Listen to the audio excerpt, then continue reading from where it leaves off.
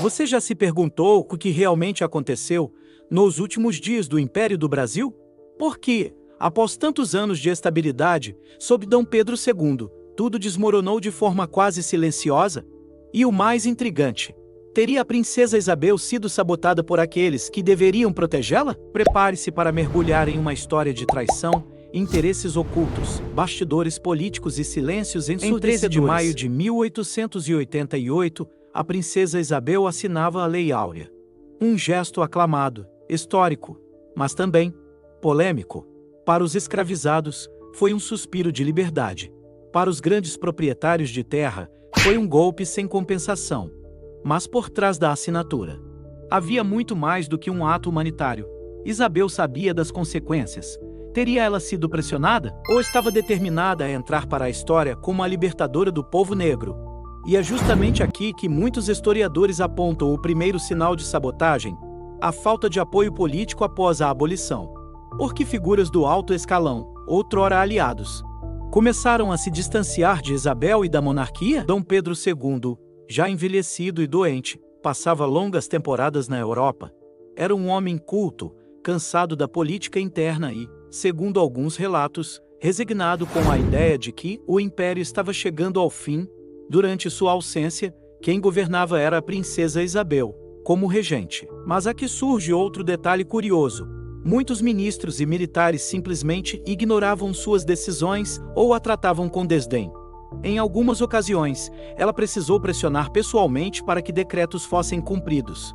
Isso era apenas machismo e conservadorismo da época. Ou havia uma movimentação mais organizada para minar sua autoridade e preparar o terreno para a República, que antes fora a base de sustentação do Império, começou a demonstrar insatisfação. Jovens oficiais, influenciados por ideais positivistas, viam a monarquia como um sistema ultrapassado. E pior, sentiam-se desvalorizados frente à Marinha e à Guarda Nacional, que recebiam mais recursos. A princesa Isabel tentou conter esse desgaste, mas já era tarde. Figuras como Benjamin Constant e Marechal Deodoro da Fonseca já articulavam nos bastidores uma ruptura institucional. Você acha que Isabel foi alertada sobre essa conspiração? Ou foi mantida no escuro até o último momento? Um dos conflitos mais silenciosos, mas poderosos, que enfraqueceram a monarquia, foi o embate com a Igreja Católica. Dom Pedro II e a princesa Isabel defendiam a autonomia do Estado sobre questões religiosas, o que desagradava profundamente os bispos e o clero. Ao mesmo tempo, a maçonaria, que possuía grande influência entre militares e políticos, também começava a apoiar a ideia republicana. Isabel, extremamente católica, se viu em uma encruzilhada. Seu apego à religião desagradava aos maçons, e sua firmeza contra o poder da Igreja desagradava aos bispos. Estaria ela encurralada, sem aliados? Na madrugada de 15 de novembro de 1889, o golpe foi dado. A família imperial foi avisada pela manhã de que deveriam deixar o país imediatamente.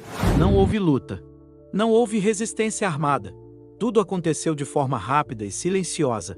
Isabel não teve tempo de se despedir da população. Foi exilada com o marido e filhos para a França, onde viveria até sua morte. Antes de partir, ela teria dito: "Abole a escravidão, e por isso me desterraram." Será que a queda do império foi o preço por sua coragem? Ou havia forças maiores, interessadas em apagar a monarquia a qualquer custo? Diversos historiadores estudaram os documentos da época e encontraram indícios de que setores do exército, da política e da imprensa atuaram juntos para sabotar a imagem da princesa Isabel. Cartas trocadas entre oficiais indicam um plano de deslegitimação de suas decisões. Além disso, jornais da época passaram a retratá-la como fraca, despreparada e influenciada pelo marido francês, o Canidel, uma construção de imagem negativa que serviu para justificar o golpe. Mas o povo, de fato, estava contra a monarquia. Ou foi manipulado pela narrativa dos vencedores? Hoje, a princesa Isabel é lembrada pela assinatura da Lei Áurea. Mas seu papel como regente, sua liderança política e sua disposição em modernizar o país são frequentemente ignorados nos livros didáticos. Ela morreu em 1921, sem nunca retornar ao Brasil. Seus restos mortais foram trazidos ao país somente décadas depois. Terá sido a princesa Isabel uma visionária silenciada? Ou uma figura trágica num jogo de poder que jamais a aceitou como protagonista? O que acha? A princesa Isabel foi sabotada? O Império do Brasil caiu por força inevitável da história, ou foi derrubado por interesses ocultos que atuaram nas sombras? Deixe sua opinião nos comentários. Compartilhe este vídeo com quem ama história e não se esqueça de deixar o like. Se inscrever no canal e ativar o sininho. Toda semana, revelamos o lado oculto das grandes figuras do nosso passado. Porque por trás de cada nome nos livros, há sempre um segredo esperando para ser revelado.